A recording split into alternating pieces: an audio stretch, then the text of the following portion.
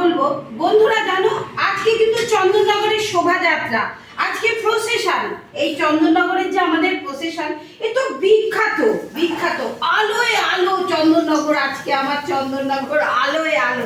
এই শোভাযাত্রা কোথাও কেউ করতে পারে না, আমার চন্দননগরে হয়। তোমরা এসো বন্ধুরা, আজকে সন্ধ্যেবেলা থেকে শোভাযাত্রা শুরু হবে। এখন থেকে জিটি রোডে সব ঠাকুর সেজে যাচ্ছে, লাইট সেজে রয়েছে। আজকে জল খাবারে এই দেখো বন্ধুরা, ছেলে বাড়িতে রয়েছে।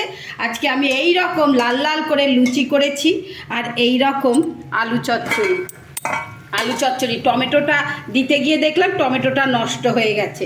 আর চলে এসো বন্ধুরা, তোমাদের আমি আমন্ত্রণ জানাচ্ছি, স্বাগত জানাচ্ছি আমার চন্দননগর, আলোর শহর চন্দননগরে তোমাদের স্বাগত জানাচ্ছি।